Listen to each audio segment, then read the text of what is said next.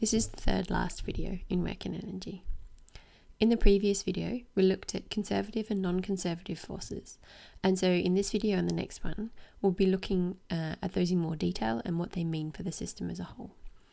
In this video, we will be looking at the conservation of mechanical energy. So mechanical energy is defined as the sum of the kinetic and potential energies of a system. And in this video, we wanted to look in a bit more detail at what a conservative force actually is and does. When a conservative force acts on a system, we know that the sum W1 plus W2 is equal to 0, where W1 is the work done to change the system from its initial state, and W2 is the work done to bring that system back to its initial state. So since that total work done is equal to 0, what that means is there's no net change in the system. The initial state is precisely the same as the final state. And that means that there's been no net external force acting. So that is, the system is completely isolated from its environment. So the total energy inside the system cannot change. It has no means of changing. So that means that a conservative force is one which causes energy transfers within an isolated system. So we're interested in what's happening to the energy of the system. We know that the work done is equal to the change in kinetic energy, and we also know that it's equal to negative of the change in potential energy. So if we combine those two equations, we can see then that the change in kinetic energy is equal to the negative of the change of the potential energy. That is, the difference between each of them in the initial and final state of the system is the same. So if we rearrange that equation then, we find that the sum of the kinetic energy and the potential energy of the system in its initial state is equal to that sum in the final state. So when a system is acted upon by a conservative force, the change in mechanical energy of the system is 0, and so mechanical energy is conserved.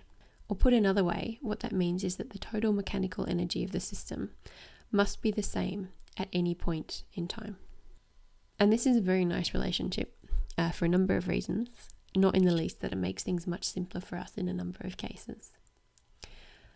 So as an example, let's have a look at a roller coaster. We're asked to find the speed of the roller coaster at point B. We're told that it starts at point A and that the track is frictionless. To solve this using motion and forces, we would have to break up the problem into sections based on the direction and magnitude of the acceleration and solve a set of motion equations for each section.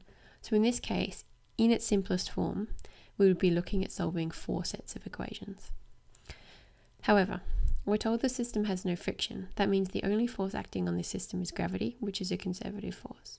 So we can use the conservation of mechanical energy.